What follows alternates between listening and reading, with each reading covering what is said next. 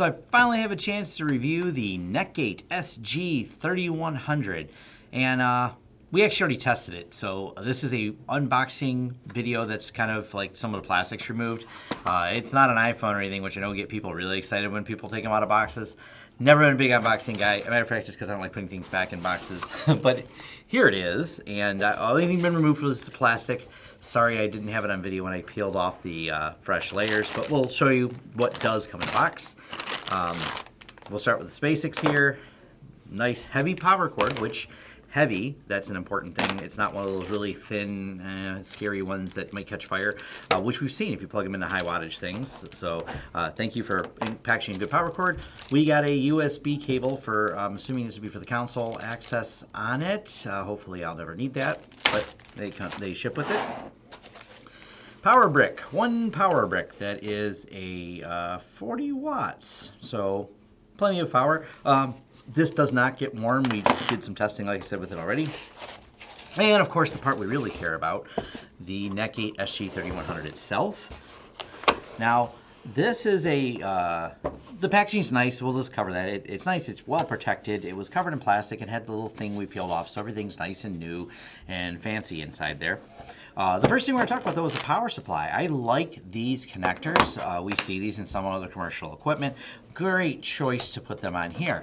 And what we have is, and let me drag something over here to make this easier to see, we have a power connector with a screw-on tip.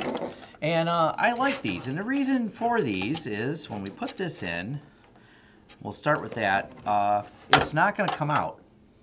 So you kind of get that idea. They're like, pretty solid. So on that thing that happens every now and then when you have something sitting in the rack and you slide it forward, and the face you make when the power cord pulls out of the back because someone didn't leave enough slack when you're trying to look and see what's plugged in the back and you shut down a network in the middle of the day. Yeah.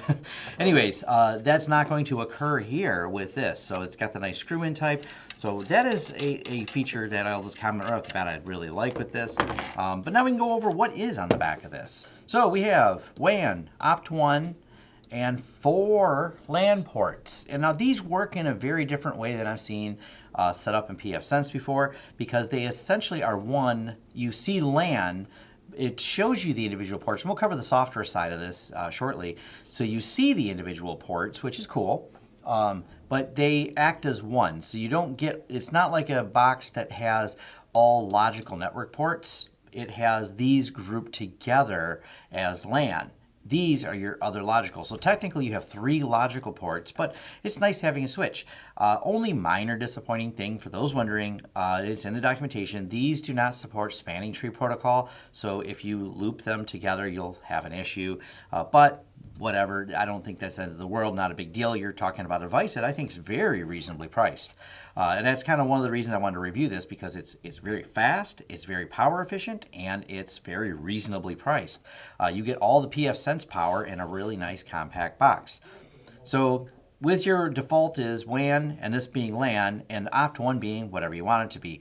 Our predicted use case that we have for a lot of this is going to be Opt1 used as a failover for WAN. We usually have it assigned as like WAN 2, and just habit for how I name them. I usually name the second one whatever the backup internet is. So if they have an AT&T line as their primary and a Comcast as secondary, or whatever their fiber company is they're using, whichever it is, we name them like that. And that's so we can have the failover set up on there. All right, so let's dig into the box itself. Now, bottom of the box, metal. Nice, got the serial number on there, ID number, model number. The rubber feet, nice grippy rubber, so it feels solid. It doesn't slide around a lot when it's on there. Take out the 4 screws on the bottom, and we reveal the guts inside here. Standard plastic, ABS, kind of feeling plastic on there. Easy, holds up good. It feels, I like it. It feels nice. Now, once we're inside, we have a few different things we're going to notice. Here's that extra expansion here.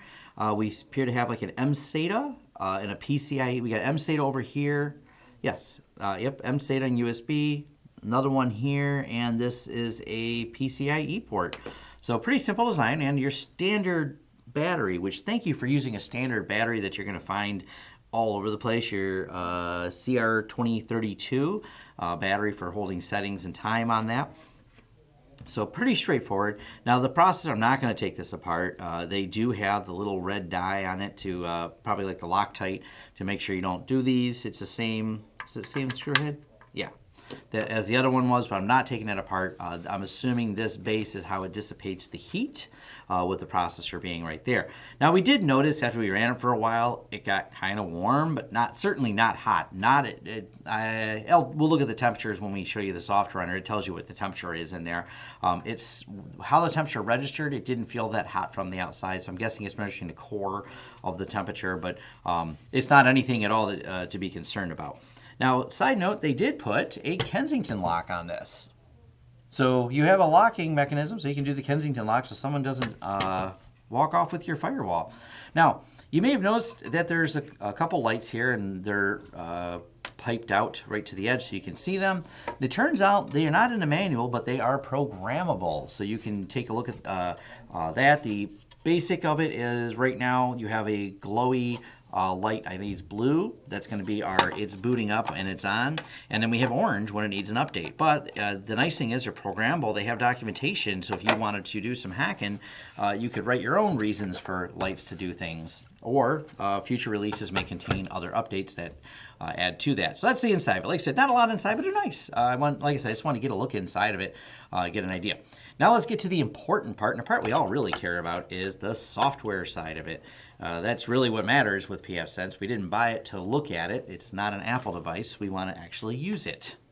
I guess you could use Apple devices. I'm just not really a fan. So, all right, let's jump into the software and talk about the details of it and the processor in it and the RAM and what it looks like when you try to route really fast over it and have Suricata running. And I know where all the screws are, and I'm putting them all back in. All right, so we got the SG-3100 plugged in, booted up, and ready to go. The blue light is your indicator that it's on. It's kind of like it doesn't stay steady. It kind of fades in and out. Nice, not too annoying. That lets you know that it's on and ready. When I first plugged it in and started setting up, it had an orange light. I didn't read the instructions first because why? And it turns out the orange light was for an update. Once we updated, the orange light went out.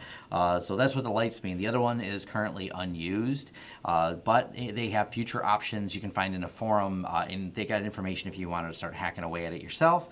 It's open source, so they document things and let you mess around with it. Back to the device though.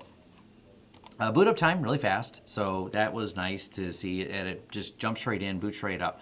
Now, what you're going to see is, I think the boot up time being right around, with Suricata installed, still under 60 seconds. So if you accidentally do have to power cycle it, or how long before you have to check again while you wait for something to happen, it's going to be a roughly 60 second for a reboot.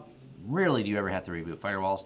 The update did take a little bit longer. I think the update took about, I don't know, maybe 2 minutes to load. I didn't really time it, but it was still relatively fast. So no issues there. Heat-wise, it says it's running at 59. I can put my hand on the bottom of it, so I don't really think it's at 59. It must be measuring the core of the processor temperature, but the device itself is very, very cool, so it doesn't seem to have much heat going to it.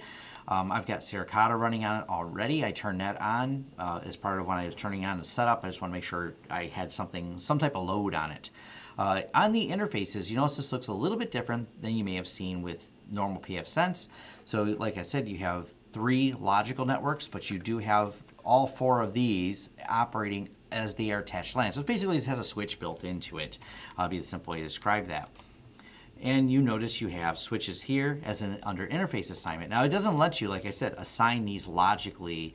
It sees the ports, but it doesn't let you have any logical assignment to them to create separated networks and things like that. They're a switch. They're all bridged together, just like a normal switch would be.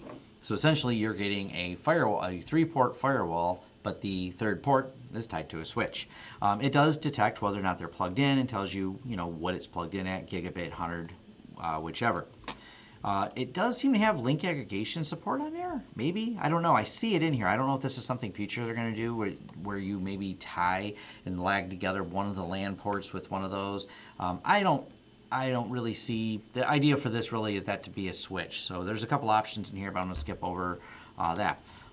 But as your normal assignments, as they are, WAN, LAN, opt1, and like I said, our use case that we foresee with this for a lot of small businesses is going to be opt1 becoming the failover WAN, because dual internet is pretty much a necessity in a lot of places now.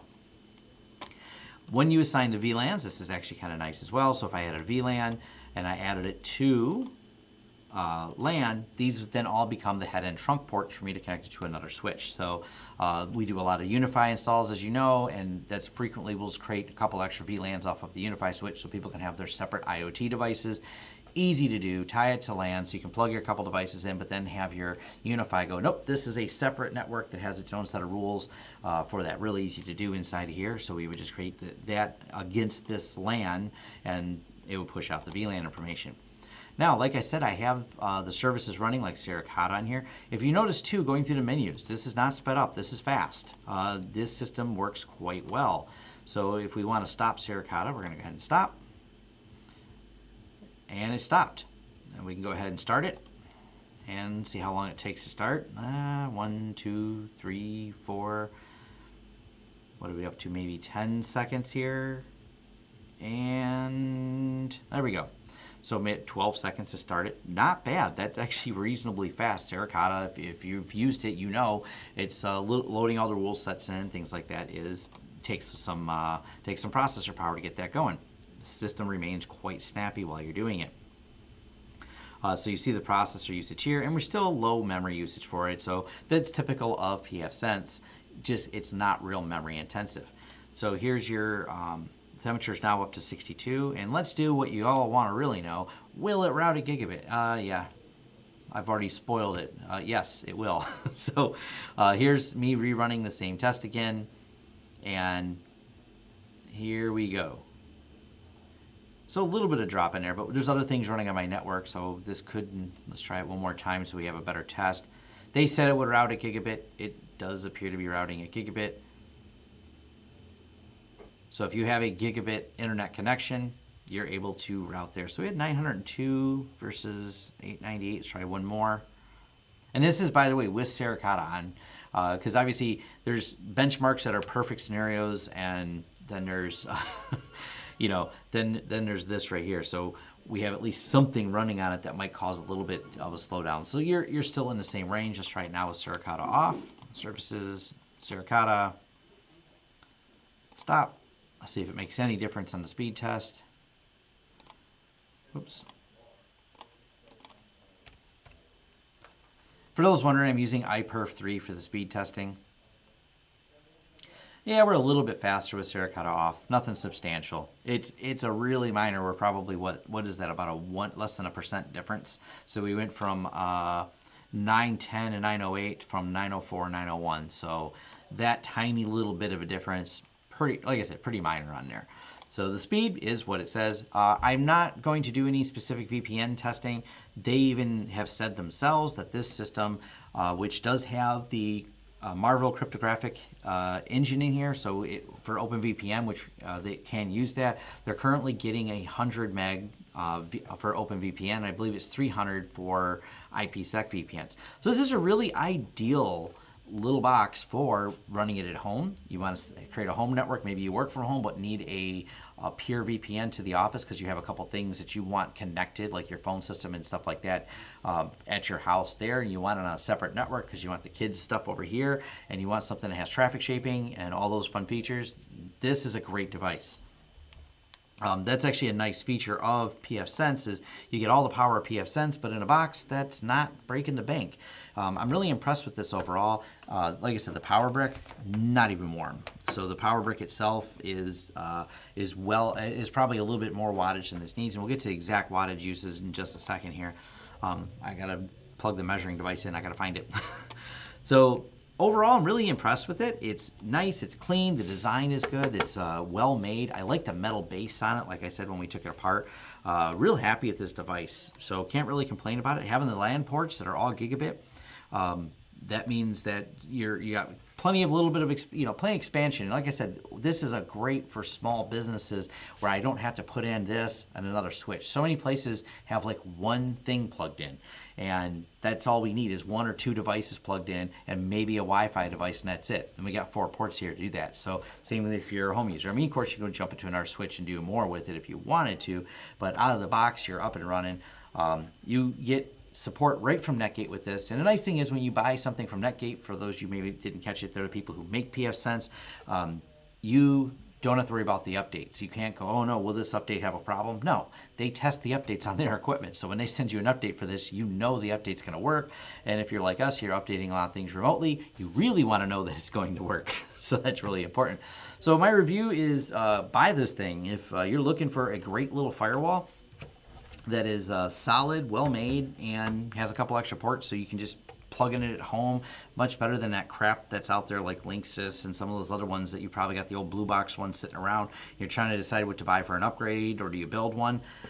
This is right now, it's $349 on Netgate's site. I'll leave a link in the description below where you can get it. It's definitely great. This is a nice little box. It's low power, low heat, and let me jump over to the wattage here. It peaks at like 7 watts. And idles at 5. So when we're running data through it, it hits like 7 watts and sits here at idle about 5.5. And like I said, low wattage. So definitely a great little device to have if you're looking for a pfSense box that's all in one and you don't want to worry about buying something strange from third party and how the support might go for it. This is really great overall from the source itself, from the pfSense folks over at Netgate. So, all right, if you like the content here, like and subscribe. If you need help with pfSense or network engineering or things like that, go ahead and contact us. We do consulting and setups as well. And thanks for watching.